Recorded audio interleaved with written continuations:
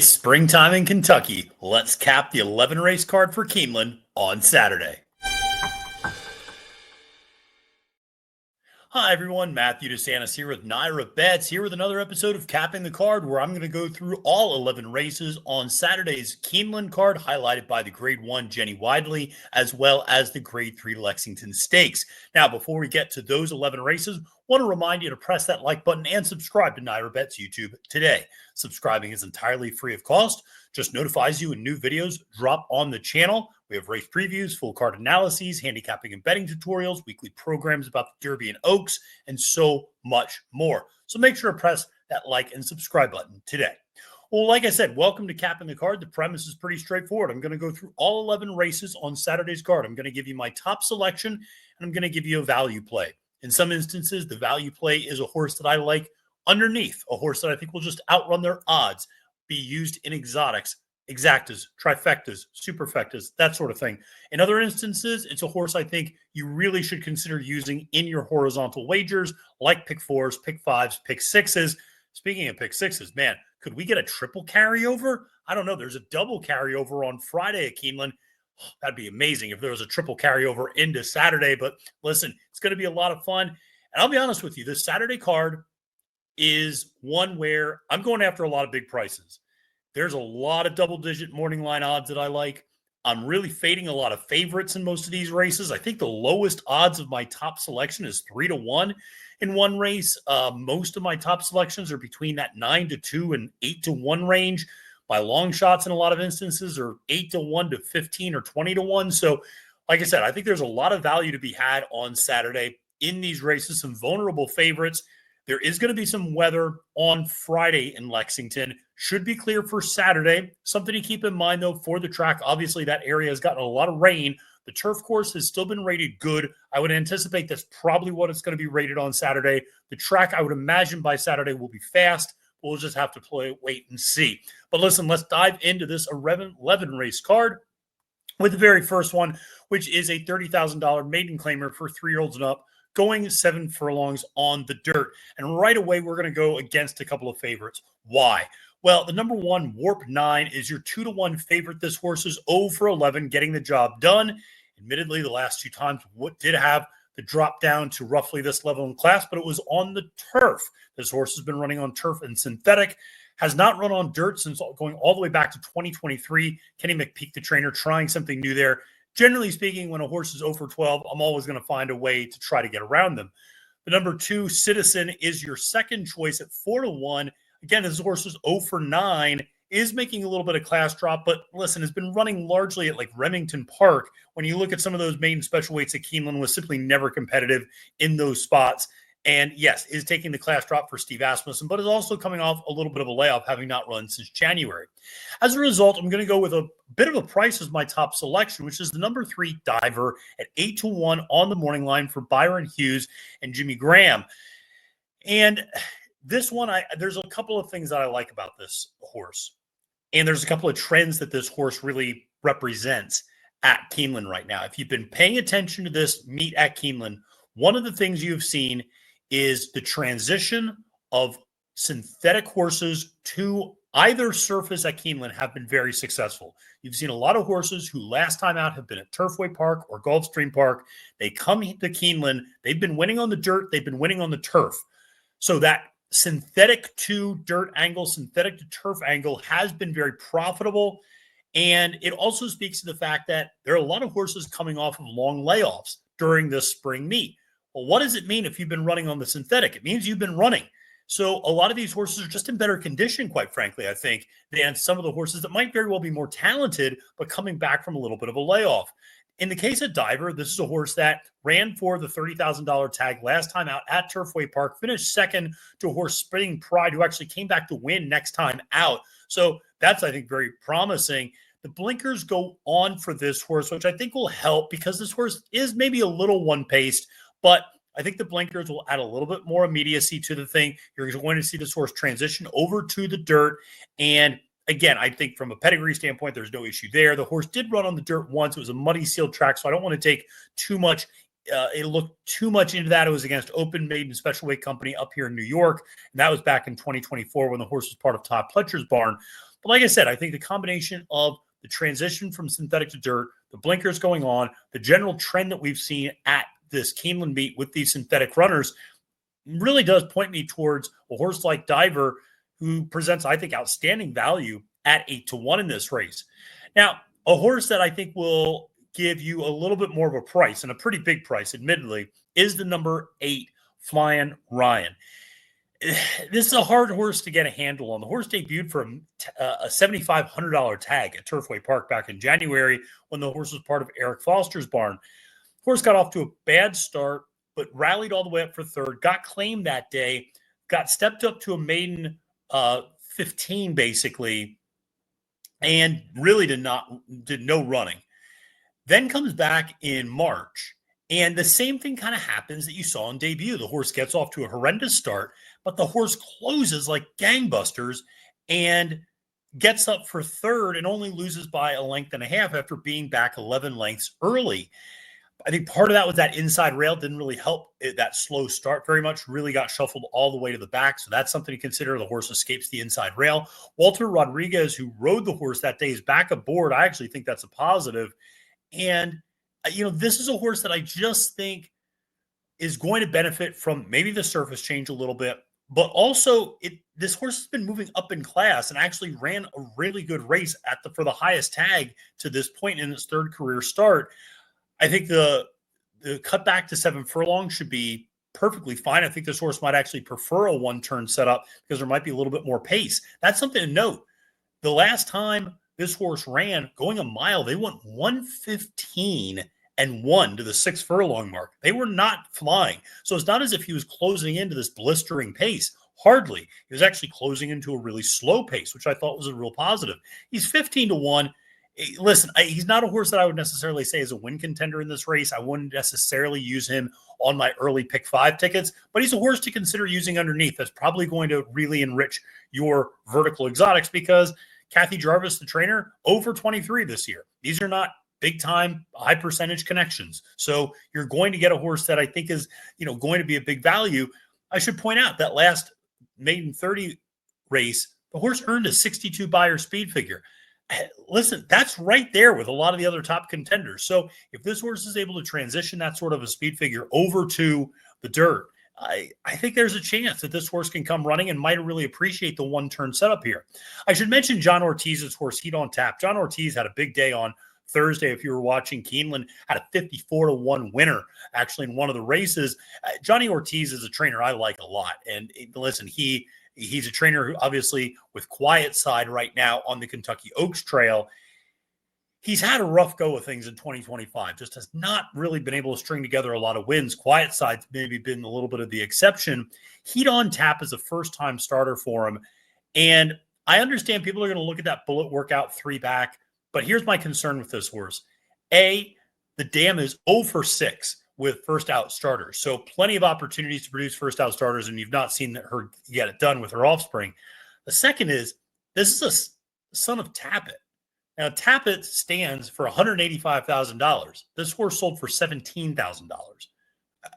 This horse clearly didn't vet well, clearly didn't walk well. Clearly, there were some issues with the sales process there for this horse to go for such a small price. So, listen, 7-2, I get it. Johnny Ortiz, somebody I root for a lot of times, but hard to really take that one at a short price as well in debut. But listen, going to try to take some big swings there in the very first race. Well, let's go to race number 2 on the card, which is a $40,000 claimer for 4-year-old and up, going 6.5 furlongs. And again, we're going to try to beat the favorite here, who is the number 2 Cape Trafalgar for Saffie Joseph Jr. Now, listen, if you follow me on X, which you can do, if you don't want to, that's perfectly fine too.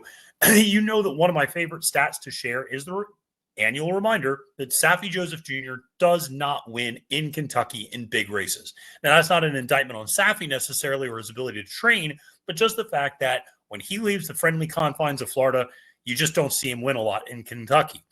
1 for 23 in stakes races at Keeneland over the last 5 years, 2 for 85 now, or 2 for 84, I should say, in the Commonwealth of Kentucky over the last 5 years. Now, those are the stakes races. in claiming races, Safi actually is not that bad. And he's got the favorite in this race, Cape Trafalgar, at 5-2. So I'm not fading that horse because of Safi, because he's actually winning at a 26% clip in Kentucky over the last 5 years in claiming races. So he can win these types of races. My concern is this is a massive class drop for this horse, who 2 starts ago was finishing 4th in the Grade 3 Harlan Holiday, and 3 races ago was winning an $80,000 optional claimer at Keeneland during the fall meet. So this is a horse that can win up there. Has Irad Ortiz Jr. up on the mount. But, man, it just feels like something happened in that Fred Hooper last time out. Horse finished 7th by 18 lengths, really dropped back, hasn't run since. Now it's getting dropped for a $40,000 tag for the first time. That just feels like a big class drop and a little bit of this horse's days in the Safi Joseph Jr. barn seem to be done. And maybe we're going to try to dump this horse on somebody else. I'm going to try to avoid a horse like that when I think it's maybe a little too much of a class drop, or maybe I just see some red flags there. As a result, I really like the number 3 Pure Panic at 7-2 for Eric Foster. This is a horse coming out of a stakes race last time out. But listen, you look at before that, this horse was never really running for massive price tags and was running in like $16,000 allowance races, $40,000 optional claimers. And then last time out, ran up against a couple of really nice horses in the Big Daddy Stakes at Turfway Park going 6 furlongs, ran up against Arrest Me Red and No Balls. Those are outstanding horses and finished 3rd that day. So I thought that was a promising effort. I know it was only a 5-horse field, but still ran competitively against 2 really nice grade stakes horses. So I thought Pure Panic at 7-2. Yes, there's a class drop coming down, but really before that Big Daddy Stakes, the horse had never really run for a very big tag or a very big purse before, had really kind of been making his bones against that kind of starter allowance competition. So I don't see that as nearly the sort of class drop, and has been incredibly consistent in terms of his buyer speed figures. You've not seen really any decline over this horse's career. So I just thought this is a horse 7-2, very consistent. The class drop isn't stunning necessarily. Listen, you got to pay bills in this sport, and sometimes that means you got to drop horses that you really like in for the tag to get a little bit of extra dough. So if this horse can get Eric Foster $40,000 on the claim and maybe a little bit more money in the win pool, then that's going to be a good deal for him. So something to keep in mind there with Pure Panic, who's my top pick in this race.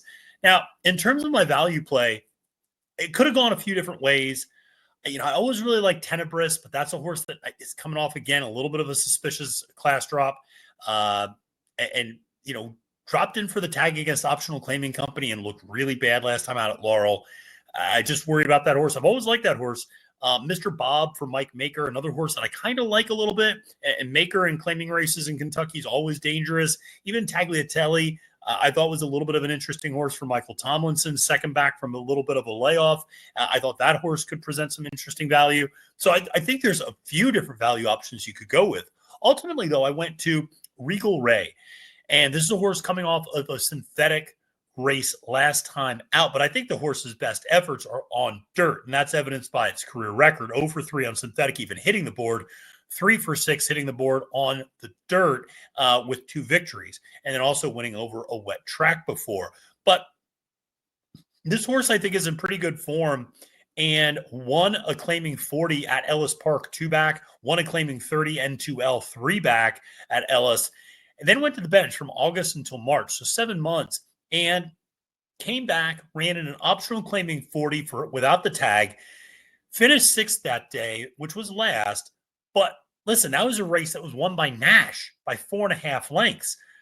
Nash is a really nice horse. So that was no slouch of a race. I mean, you're talking about a horse that ran in the Pate Mile and finished 2nd in that race, won the Hot Springs, finished 2nd in the LeCompte, 3rd in the Gun Runner.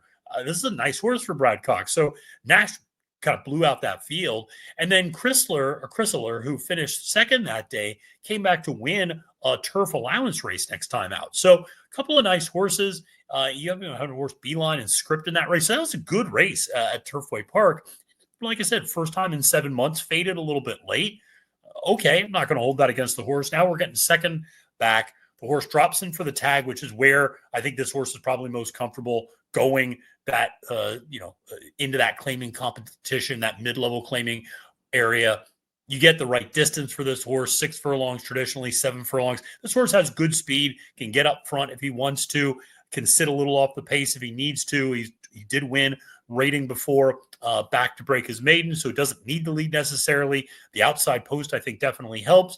This is a horse that's got good speed, second off the layoff, should be in good condition. And again, you're getting connections that aren't Brad Cox, that aren't Todd Pletcher, that aren't Chad Brown. So they should give you a little bit of money. Regal Ray, 15-1, an interesting selection there, I think, in race 2. Well, let's go to race number 3 on the card, which is an allowance race on the turf. And it is $110,000. I'm sorry, it's a $110,000 maiden special weight, I should say, on the turf for 3-year-old fillies going a mile and a 16th. And I'm going to sound like a broken record, but another really tough race, and one where I'm going to try to get around a couple of horses. And Rusty Arnold's horse, Theravada, I should say, at 9-2. Listen, a horse that ran well in debut, finished third at Gulfstream Park, going 2 turns. Rusty is not exactly the best maiden second start, 6% over the last year. So only 1 for 33, if I'm not mistaken. So that's not what you want to see, or 2 for 33, I should say, which is not what you want to see. And like I said, pretty wide open field. I ultimately went to the number 11, Wedding Mood. And I should mention, if the number 13 Oak Valley draws in for Brendan Walsh, he's an AE right now, or she's an AE right now. Obviously, that would be a horse that would look pretty tough in this particular spot. But of the horses that are currently in the field, Wedding Mood, Brian Lynch, Irad Ortiz Jr. takes them out. This is a horse is making its first start in North America, has not run since November. But this horse has had 5 works leading up to this one. I really like the 48-4 gate work at Keeneland leading up to this race. Brian's had some success with first out North American starters. This one is bred up and down for the turf. You see Wooten Bassett up top, the dam, a mile going a mile and a half. So you have a little bit of combination of speed and stamina. Getting Lasix for the first time, which I think is always a critical component to keep in mind with a lot of these European horses. The reason they come over is because they often need Lasix. That is something which is always good to keep in mind. And you're picking up Irad Ortiz Jr. on this mount, who I'm sure had his selection of any number of potential horses and decided to go with this one. So I thought 5-1. This is a horse that has run well in Europe, ran well on the synthetic, second time out, finishing third by less than a length. 5-1, like I said, presented decent value in my opinion. Now, in terms of a value play, I really like the number 1 Hibiscus. This is a horse that I think is pretty good, and is the half sibling to a horse that I always liked, which is Tapwater, who was a horse that never quite got a stakes win, but was, grade 3 placed sprinting on the downhill out at Santa Anita. Always was a good turf horse. And this one is sired by Constitution and trained by Josie Carroll, jockeyed by Manny Franco, breaking from the inside rail, going a mile and a 16th. So going to be saving all of the ground. Here's the thing. I don't know if you're going to get 8-1 because people are going to see that last workout on March 21st, 46-4 over the turf. 48-2 gate work before that. A lot of things to like there. Series of 5 furlong works, which were very consistent leading up to this. So there's a lot to like there, I think, with this horse. And it's important to point out that Tapwater, the half sibling, finished second in debut, but that was on the dirt and broke its maiden first time out on turf. So I think this one, again, there's some precocity there underneath. 8-1. Again, Josie, obviously very competent, very, very good up at Woodbine, but 0-2 right now at Keeneland. Manny Franco, though, always rides well, I think, down in Lexington. And so I think this one could be sitting on a nice race, getting Lasix, obviously, for the debut effort. But Hibiscus at 8-1, a little bit of a value play that I'll go with in that race. Now let's head to race number 4 on the card, which is an $80,000 claimer for 3-year-olds and up, going 7 furlongs on the dirt. And again, we're going to try to get around some favorites. I'm going to sound like a broken record with this. Tunisian Spring. Listen, I think the horse is pretty good for Wesley Ward. Has always run pretty competitively, even when he didn't win. But here's the thing. The horse hasn't run since September at Kentucky Downs. The horse hasn't run on a fast track since November 2023. So I just don't know what we're going to get out of this horse. And interestingly, Wes Ward has not really had a great start to this meet. He's had a couple of 2-year-olds that have disappointed. He's had a couple of 2-year-olds that have run very well, admittedly. But it is interesting to see. He's only 1 for 11 right now during the Keeneland meet. And, coming back from the little bit of a layoff, he's always very good in those spots, no doubt about it. But this horse has also had a little bit of an irregular work pattern.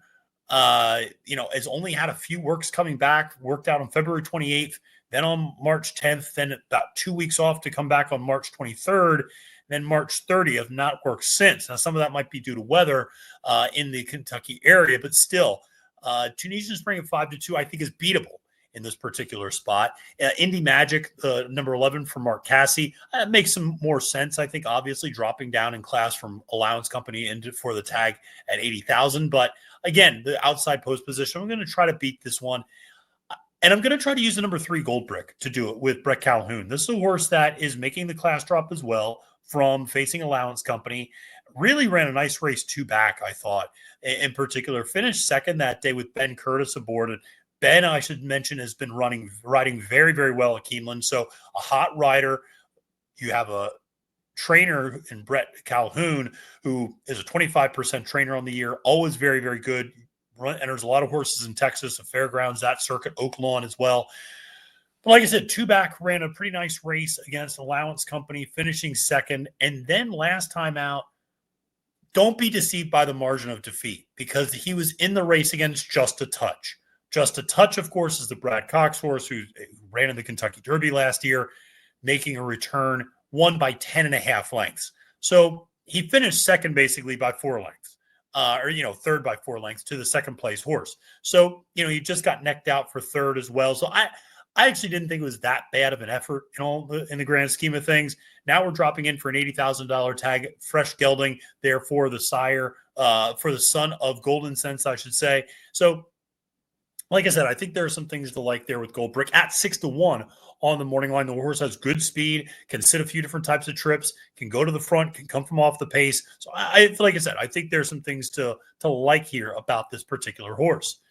Now, in terms of the value play, you don't often see Chad Brown horses going in for 10-1 odds, but that's what you have here with Trade and Balance. This is a horse, if you remember, beat Agate Road on debut. And Agate Road, of course, goes on to be a pretty nice turf horse as well. But Trade and Balance was your even money favorite that day in an off-turf race at Saratoga back in 2023. Now, the horse hasn't run since for Klarovich Stables. Now comes back from this really long layoff, nearly 2 years, and Chad drops the horse in for an $80,000 tag. Listen, I get it. The horse was a $165,000 sale. He's already made $57,000. You drop the tag in, you get the win. You about break even on this horse. Maybe you lose a little bit, but it's not that bad. Still, Manny Franco up for Chad. I think it's interesting that Flavian's not on this horse because I don't think he's a mount in this particular race. But Trade and Balance, 10-1. Chad's usually pretty good about getting these horses ready coming off long layoffs. The horse is getting Lasix for the first time. I will say some of Chad's runners have not been firing as well off the layoff, and this is a point I'm going to make a little bit later when we talk about the Jenny Wiley. But if you're going to give me 10-1, I'll take a shot with a horse like that, probably more underneath. But again, if you think he can get around the favorites, this might not be the worst type of a horse to include in your early pick 5 ticket as well. But like I said, the horse clearly had talent, has taken a long time to get back, but Chad's been working this horse for a little while. So, getting this horse back into shape, an $80,000 tag is not necessarily an indictment on the horse, just an opportunity to, maybe a new place to get started, and a horse that, again, if he wins this race and gets the $80,000 claim, kind of pays for himself in some way. So something to keep in mind in race number 4. Well, let's go to race number 5, which is a $120,000 allowance race going a mile on the turf for 3-year-olds. And this is a doozy of a race. Your favorite is States' Rights, who is 7-2. At least I believe that's your favorite. I'm pretty sure that's your favorite. It is your favorite. Number 10 for Cherie DeVoe. Cherie is not having a particularly good Keeneland meet right now. 0 for 11 as of Wednesday. I haven't added Thursday's numbers up yet, but I don't think she won on Thursday at all. So she's been having a very slow Keeneland meet. Jose Ortiz aboard. That combination ran a lot of really good races together down at Fairgrounds. This one hasn't run since late January, so coming off a little bit of a layoff. Cherie certainly seems like she's tightened the screws on this one. 47-3 work, a 48 flat work, a 48-1 work since the last race. So This horse is certainly moving in the right direction. Did get a little bit of time off, about a month off or so after that last race. And it was interesting. The horse came back and worked in late February off of that January 30th race. And so, yeah, got a little bit of time off. And it didn't kind of hop right back into training. So interesting to see maybe something kind of minor setback in that race where he finished second to Flying Mohawk, who of course came back to run really well in the Jeff Ruby Stakes for Ben Colebrook. So, or I'm sorry, for Whit Beckman in that race. So, like I said, a good horse. I always like states' rights. I was a political science professor, so of course I have to like states' rights. But I'm ultimately going to go with the number 9 Assertiveness for Todd Pletcher. This is a horse that debuted at Saratoga this past year in an off-turf race and really didn't do a lot of running and was eased home under Flavian Pratt. Horse goes to the bench for 7 months, comes back in March at Gulfstream Park and breaks its maiden on the turf for the first time with Johnny Velazquez aboard. Johnny Velazquez stays aboard. The horse now steps up and faces winners for the first time. Horse broke from post position 12. That's not an easy trip to work out. Has very good early speed. Johnny was able to kind of cross and clear in a lot of ways, but still kind of gave up a lot of ground. I thought it was a really gritty effort coming off a long layoff and trying that new surface for the first time. Obviously, the dam Isabella Sings is going to ring a lot of bells with a lot of people. This is the greatest stakes turf router. So there's plenty of pedigree to suggest this horse is going to love the surface and is going to only continue to improve on the grass. Assertiveness 9-2 gives you a little bit of value. Also trying to get around the number 8 Sing Sing, coming off a long layoff from Mark Casse, having not run since July at Ellis Park. But the horse is a recent gelding and is getting Lasix for the first time. In terms of value play, I really debated using Ready for Peace as my top pick. I like this horse a lot. The number 5 for Ignacio Correas, the force with Vinny Chaminade aboard.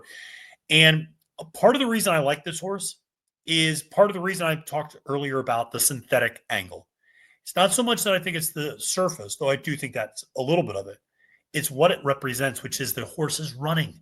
So a bunch of these horses I just mentioned, whether it's Sing Sing, whether it's States' Rights, even Assertiveness, second back from a long layoff, these are horses coming back from lengthy layoffs. What is Ready for Peace? Ready for Peace is third back in the form cycle and is an active horse in active training that's probably more fit than some of these other horses. So I think this one, has been running against optional claim, $75,000 optional claiming company down at Gulfstream Park. Lost to a horse like Versus and Barricade last time out. Those are nice horses. And Tiz Dashing, who I actually really like a lot. Lost to Ford Steel before that, coming off the layoff. This horse hasn't really run bad races on the turf, won in debut, then went and finished third in the juvenile mile at Kentucky Downs before running in the Breeders' Futurity on the dirt. That horse then went to the bench for a while, came back in March with those, or February, I should say, with those 2 optional claiming efforts I mentioned. The horse has good speed, can sit a few different types of trips, but is likely going to be sitting more of a tracking trip in that 3rd, 4th, 5th position. Should be able to save some ground, stay on the inside, and be able to make a kick turning for home. I just think this horse has really nice value, 74, 78 buyer speed figures the last 2 times out. Certainly more than competitive against some of the other numbers that you see in this field. Honestly, not really that different than the 78 last time out for States' Rights and the 78 last time out for Assertiveness. So this horse can run the same sort of a figure, and I think at 8-1 represents outstanding value in race number 5.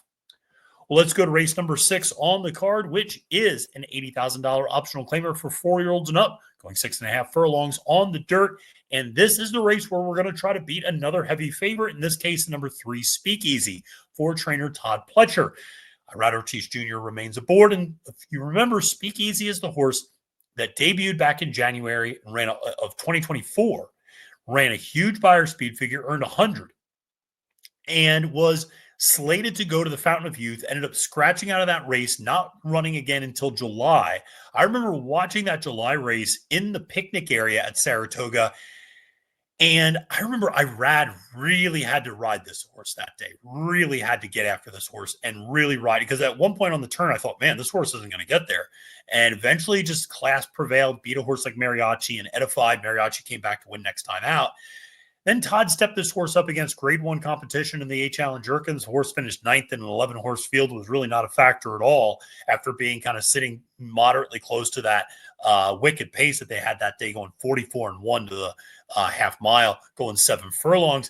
and then wasn't seen again from August until March, another 7-month layoff, came back as your 4-5 favorite and lost to Caramel Chip, who admittedly is a horse that can sometimes pop up with a big effort, but it was still disappointing to see that horse not run as well off the bench. Earned a 92 Beyer speed figure, but last 3 times out, you've seen declining speed figures, even if you draw a line through the 8-challenge Jerkins, which I think is understandable. Maybe the horse was in over its head, but if you take that effort out, still it's 197.92. We're going the wrong direction. Also, I think it's telling that Todd Pletcher's entering this horse in another optional claimer. We're not stepping up to a stakes race after that second place finish by a neck, I should mention, in that $62,000 optional claimer. We're moving to another optional claiming race, which might tell you what Todd thinks this horse is, or at least maybe it's going to take a little while to get this horse back to where he needs to be, because it felt like he was pretty cranked up for that return, had 2 bullet workouts leading up to that. You don't see that from many Todd Pletcher runners. So I'm going to try to beat Speakeasy, and the horse I'm going to use is the number 4, Discreet Mischief, for trainer Brad Cox. All Brad Cox is doing is winning 31% of his entries during the Keeneland Spring Meet. Todd Pletcher, on the other hand, 1 for 12, which is 8%. Manny Franco aboard for this one. Second start off the layoff. Last time out, got a victory against N1X Company down at the fairgrounds, over Map to the Stars, and I ran an 86 Beyer speed figure. Listen, if Speakeasy runs 100 again, the race is over. But otherwise, this is a horse that ran a 92 speed figure in debut, more than capable of running a big number, ran well over a wet track in case there is more rain in the forecast than we anticipate, can sit from off the pace. And that's, I think, a really important point, because I think there's a fair amount of speed in this race. Harrodsburg is going to be pretty fast up front. Wyco is going to scratch in all likelihood, having just run this past week. But Code Omaha is a fast horse. Eyewitness has a little bit of speed, and Call Me Andy all has a little bit of speed. So the outside horses all have a fair amount of speed. I think Manny Franco can sit behind that speed, tip out, and at the top of the stretch, second back from a long layoff, just like Speakeasy, but has a little bit more value. And again, Speakeasy just feels like a horse maybe I'm a little suspicious of, especially at a short price, 8 to 5 in the morning line. I'm going to try to beat that horse and do it with connections that admittedly are probably going to take a little bit of money themselves. But I think you're clearly going to get a second choice price on a horse like Discreet Mischief. Now, in terms of a value play, I'm going to use another horse that's coming from off the pace, and that is Deer District. This is a horse I really like, and I've always liked this horse, going back to kind of 2023 when this horse ran against Extra and Yeho, and Federal Judge was running in races against Squire Creek, and then came back to win a $100,000 optional claimer before finishing second in the Grade 2 Amsterdam. This horse had a nice stretch of races. Seems like, now is in the Dallas Stewart barn, third back in the form cycle. Feels like this horse is getting back to there. Finished second last time out to a horse, Montalcino. We saw Montalcino, I thought, run a really good race in the Commonwealth earlier this week at Keeneland, ran a 93 Beyer speed figure, finished second, but did all the dirty work up front. Extra on Yeho, who I had mentioned just a second ago, came up and got him at the end. But Montalcino's a nice horse who's run a couple of really big races. So finishing second to him, I thought last time out was no harm or smudge on Deer District's resume. 10-1. I think you're getting outstanding value for a horse that's going to be sitting a little off the pace, should appreciate the setup, and going 6.5 should be just fine. So that's going to be a value play for me in race number 6. Well, let's go to race number 7 on the card, $100,000 maiden special weight for 3-year-olds going 6.5 furlongs on the dirt. And I texted my colleagues at NYRA Bets, and I said this might have been the most difficult 3-year-old maiden race I've handicapped all year, because I think you could make a case for 4 or 5 of these horses. And it's really tough to draw a line between any of them. The number 1, Valiant Humor, makes a lot of sense. Horse broke from the inside rail last time and just got nabbed at the wire, basically finishing third as your favorite at Fairgrounds for Brad Cox with Flavian Pratt aboard. Lost to Retribution and Kalahari Dreams. It's a nice horse who ran really, really well in debut. And like I said, it should absolutely have the opportunity to move forward. I don't love the inside rail, particularly at 6.5 furlongs, but I think that this is a horse that at 7-2, hard to leave off your tickets at the very least, even if I'm going to try to beat this horse as my top choice. Then you look at the number 2, Fact, 4-1 for Will Walden. Well, you're going to see those bullet works, that's for sure. The 47-3 gate work, that was a bullet, and the 59 flat 5 furlong gate work, that was a bullet. There's definitely some things to like. Bazinga Baby, the dam, has produced some nice horses, including Estilo Talanoso, who was always a nice horse, took a while to break its maiden, But like I said, a nice horse who was a grade 3 winner in the Bed of Roses sprinting. But the problem is the sire, Instagram. Oh, just doesn't win a lot. 5 for 83 winning with first-time starters. Not what you will necessarily love to see. Now, a lot of his horses run well. A lot of his offspring run well in terms of finishing second and third. Actually finished in the money at about a 35% clip, which is not all that different than a lot of the other top sires, such as Practical Joke. So, I'd expect this horse to run well. And if this horse starts taking a lot of money, it's a classic They Knew type of a horse. The other They Knew type of a horse, it could be the Modus Bestia on the outside for trainer Richard Baltus. This is a horse that I think you could draw a line through the last race, was going 2 turns, is cutting back now, ran really good to San Saba in debut. And we saw that horse, I thought looked really good that day for Bob Baffert. That was a pretty nice runner, but this is one for Richard Baltus, who's coming back and has a 59-3 bullet work going 5 furlongs at Keeneland on April 2nd. So has already shipped in. Ray Luke Gutierrez up on the mount. That's a tough one. Triple Crown nominated horse, no doubt. I even think a horse like Nantucket is a really interesting horse for Rudy Brissett. So, gosh, you could go so many different directions here. Ultimately, I went to the number 7 Big Truz for trainer Brian Lynch with Louis Saez aboard. This one also has a series of very nice workouts, including a 47 flat bullet gate work 2 back on March 28th, first of 52 that day. Making a debut, the son of Justify, and this is the first dam of the daughter of Curlin, Sarah Lynn. So this is, you don't have a lot to go for on that dam side pedigree, but I still think this is a horse that should have plenty of speed. If you look at the second dam, Sarasota was a turf sprinter. So again, I think there's speed underneath here, even though you do have that Curlin influence. Obviously, Justify, always very good with dirt sprinters as well. So going to be interesting to see.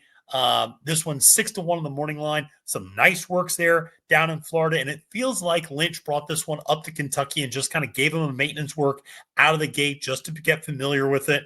First time lay 6, 29% over the last year for Lynch. He's not necessarily the best with first out starters, but this is a $300,000 sale, so there are definitely some expectations for Flying Dutchman, the ownership group. But I just think this one could be sitting on a pretty nice effort at 6-1. You're getting a good value. Now, in terms of a value play, I'm going to go with the number 6 Bourbon Flight 20-1. This is a big swing, admittedly. This is a horse that debuted at Ellis Park back in August and then went to the bench for 7 months, came back in March, and ran 4th in the Disruptor race at Gulfstream Park. And if you remember, this is a race Disruptor won by 9.5 lengths or 9.25 lengths. We've seen this race come back pretty good recently. The second place horse, Shangri-La Road, came back to win earlier this week at Keeneland, going gate to wire. The last place horse in that race, this Disruptor race that Bourbon Flight is coming out of, is the horse Chillax. That horse finished second to Shangri-La Road in that maiden special weight race earlier this week at Keeneland by only a half length and ran a really good race. So I think there is plenty to like about that race in terms of horses coming out of it. Bourbon Flight now second back from this lengthy layoff. And, Disruptor ran 4th in the Florida Derby. Not a bad effort at all. And trainer Ian Wilkes, he's already got a big win at Keeneland with Burnham Square. Joel Rosario up on the mount. This is a horse that has good speed and showed much better speed last time out, which I think is promising. Second back, you'd imagine that speed is going to be even a little bit more accentuated.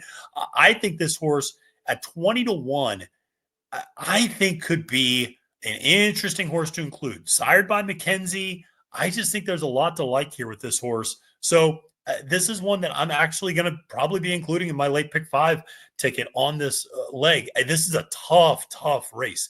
And like I said, I think you can make a legitimate case for several horses. If you like any of the ones I mentioned, I'm not going to try to talk you off of them.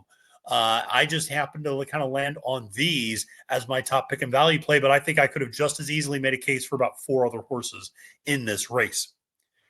Well, let's go to race number 8, which is a $120,000 allowance race going 1.16 miles on the turf for 3-year-old fillies. And again, a tough race. I really looked at Al Jafara for Chad. That horse was cross-entered in a race on Friday. We'll see if he ends up running, or she ends up running, I should say. This is a horse that won last time out in France over soft ground. So maybe that is something to keep in mind. Making first-time North American start. Like I said, Chad's not been as great with these long layoffs. Sierra Leone, Chancellor McPatrick. You've seen some other horses not run quite as well. Even a horse like Spaladay come back from a long layoff, not run well on the turf. So it's not to say, Chad's a phenomenal trainer. He's an Eclipse Award-winning trainer. Doesn't need me to tell him how to get horses ready off the bench. But I think it's important to point out, a lot of times these horses, they have bigger goals than to win their first race off the bench. So Chad's going to get them into shape. They haven't necessarily been running over the winter. And this is one who, again, I'm going to just try to beat in this particular spot at 3-1. The horse I'm going to try to use to do it is also making a first start in North America for trainer Mark Casse, who's had a nice start to this meet, obviously winning the Ashland with Lucara, but 6 for 11 in the exacta so far with his entries, has Jose Ortiz up on the mount. And this is a horse that broke its maiden in debut over in Ireland, going 7 furlongs, again, over a soft turf course, earned the same time form rating, actually, or almost the same time form rating as Al Jafar, earned a 66 compared to a 68. But what I like is that bullet workout, 3 back, over the turf, 1st to 16, 58-4, 5 furlong work. This horse has been working very nicely for Casse leading up to this race. I feel like he's got the screws tightened a little bit. Cassie's had good success bringing horses over, making their first North American start. The horse gets Lasix for the first time. That's going to be my top pick in this race, and a horse that I think, really showed the ability to get a little bit more distance in that last race, going 7 furlongs. Really kept on well that last stretch. I went back and found a YouTube clip of it, but really had a nice turn of foot. And once that horse got to the lead, really, like I said, extended a little bit and really showed a lot of class. So I think getting a little bit more ground is not going to be a bad thing at all. Horse should probably be sitting mid-pack under Jose Ortiz. By the way, I'm also going to try to beat the number 5 Burning Pine, 7-2 for Wesley Ward. This horse broke its maiden debut at Keeneland last spring meet, then went to Royal Ascot, finished 16th out of 16, earned a whopping 6 time form rating, and is now coming back for its first start since June. I don't know what to think of this horse. So I'm going to try to beat this one, who, like I said, has had an okay work tab, but not one that really overwhelms me necessarily. In terms of value play, really thought about taking a swing with Atomic City, who's trying turf for the first time for Eddie Keneally. There's some pedigree there. Turf sprint stakes winning dam, and Twirling Candy, the sire, is 16% in turf routes. So there's pedigree there to suggest Atomic City, who finished 3rd in the Adirondack on the dirt last year to the Queen's MG and Italian Soiree, would suggest that this horse could take to turf pretty well. The recent form hasn't been great, but the horse is coming back from a long layoff, and he's clearly trying something new with this one. So I thought about that one at 10-1, but ultimately landed on the number 2, Always Forever, for trainer Brad Cox. This one broke its maiden last time out, which was making its first start in 6 months, having last run August 19th, my birthday, and then coming back and running again on February 27th, getting the win in that race. And pointed out, this horse in that August 19th race ran against Vixen. That's a pretty nice horse, who we just saw finish 2nd earlier this week at Keeneland in the Appalachian, and won the Here Comes the Bride, won the Sweetest Chant. That's a quality horse that this one lost to and finished 2nd to in only her 2nd start. So, like I said, Cox is so good at this meet. Manny's been riding well. I just think this one, 71 buyer speed figure, has the opportunity to move forward off the bench. And I just think this one, like I said, especially in a field where there's a couple of Euros making first-time starts in North America, the Wesley Ward horse is coming back from a long layoff. Here's one who might be in a little bit better form right now. The works leading up to this one have been very, very nice. The 48-3 work on March 29th in particular.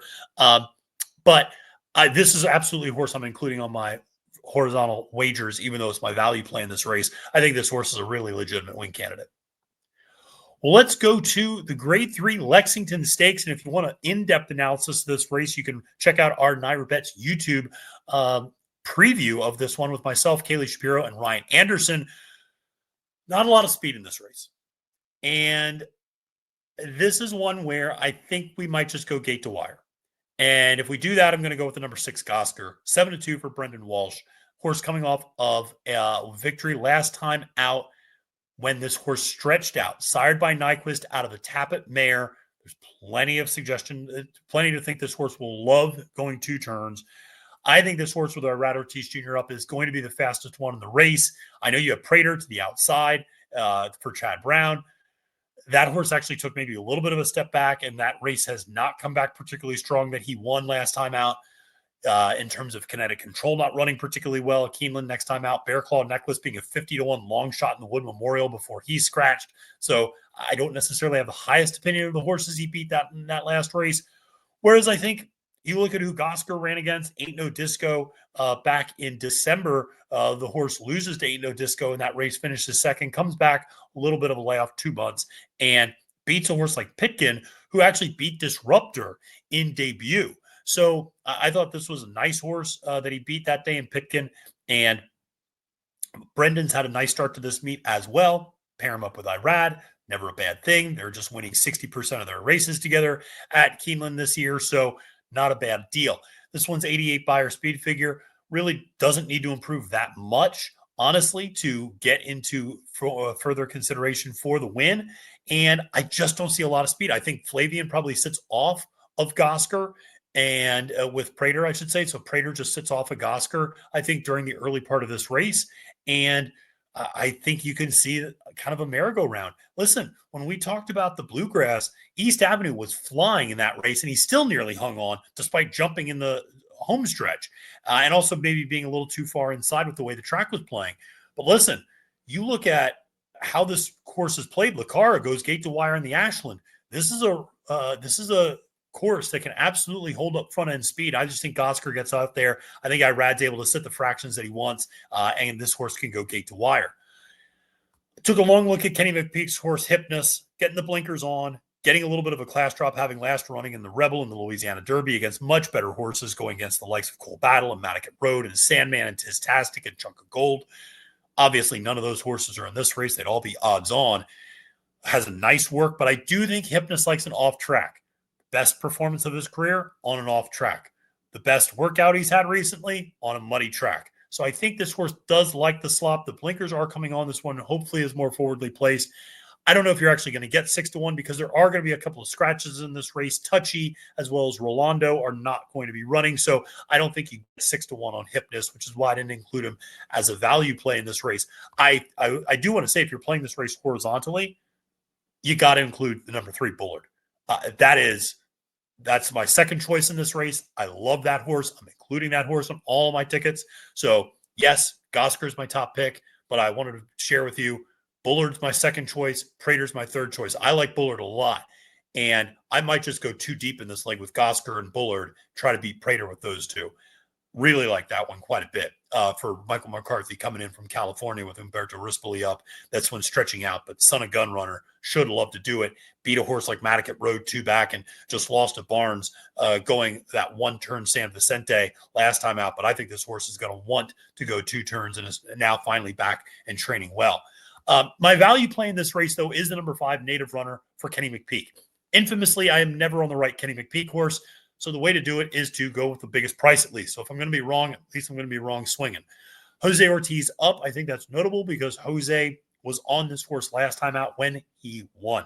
This horse admittedly didn't get off to the best start in his career, but finally broke his maiden 2 back in an off-turf race, going 2 turns against Maiden Optional Claiming Company. But the second place horse came back to win, tested, came one back win next time out. And then Native Runner came back to improve his Beyer speed figure over a fast track, going 2 turns at Fairgrounds. What's impressive about those 2 efforts is he won 2 completely different ways. In the Maiden Optional Claiming race, he came from 12 lengths off the pace. It closed like a freight train to get the win. In the $50,000 optional claiming race, he basically goes straight to the front and wins gate to wire. So he's shown some versatility to win a few different ways. I do wonder if Kenny wants him to be more forwardly placed to maybe try to press the pace with Gosker to set things up for Hypnus. But I just think Native Runner at 15-1 might just be good enough to surprise people at a little bit of a price and might be able to upset the apple cart, particularly if he is a little bit more forwardly placed for Jose. And, you know, Jose gets him up, sitting maybe that third pocket trip position, sort of a thing behind Gosker and Prater. This horse could set a really nice trip for Calumet Farms. Well, let's go to the feature race, which is the Grade 1 Jenny Wiley Stakes. And wow, this is a great race. I'm going to try to beat a couple of horses here. The number one is Excellent Truth for trainer Chad Brown. This one's coming off a little bit of a layoff. And again, Chad has not, I talked about it earlier, has not necessarily run as well off the layoff. This horse, though, has run against outstanding company, has run against the likes of Blue Rosen in the past overseas, in the L'Opera, Longines, over in Longchamp. This horse likes a mile, for sure. No two ways about it. But I still think this horse is beatable. And the inside rail, Flavian's up. I know this horse is going to save a lot of ground, but I think there's enough questions about whether or not this horse is going to really like the turns necessarily. The horse kind of has run really well on a straight mile a few times. The horse has won one going left-handed turns before going back to 2023. But the time form ratings are not that much better than some of the other horses in this field. And so, again, at 5-2 at a relatively short price, I'm going to try to beat this one, who I should say has only had 5 recorded workouts since coming over to Chad's barn, I should say, and having not run since July. So this one has not had a lot of tune-up necessarily for this big race. But obviously speaks to Chad's confidence that he's placing the horse in this race for the first start of the year. Ultimately, my top pick in this race is the number 6, Jabara. For trainer Roger Varian.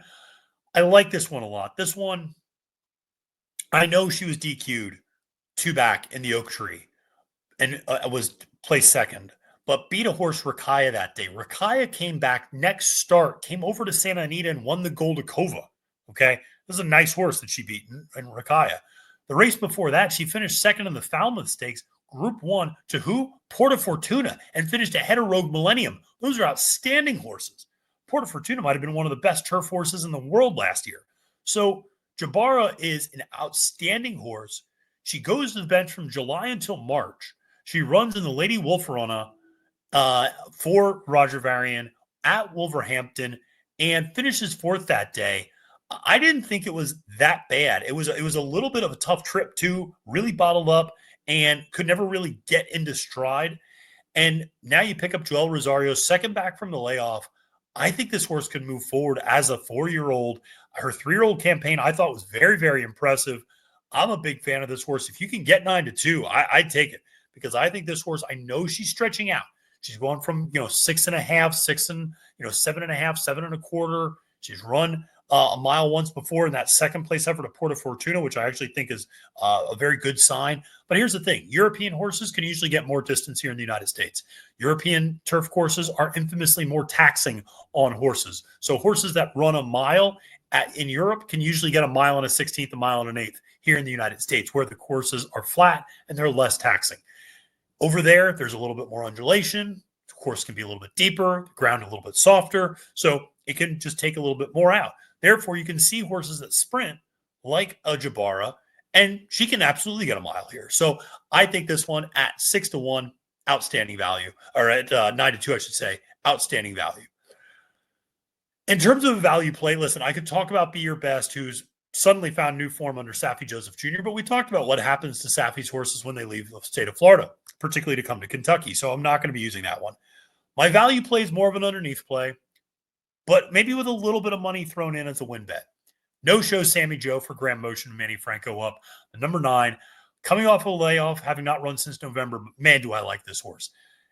Lost in debut, but then reeled off 4 consecutive victories, breaking her maiden, winning N1X Allowance Company, beating Optional Claiming Company, and then winning the All-Along Stakes at Laurel before finishing second by a nose to Be Your Best in a trip that was heavily troubled. And she was clearly the best horse in that race, having to travel 8 wide and nearly still got up for the victory.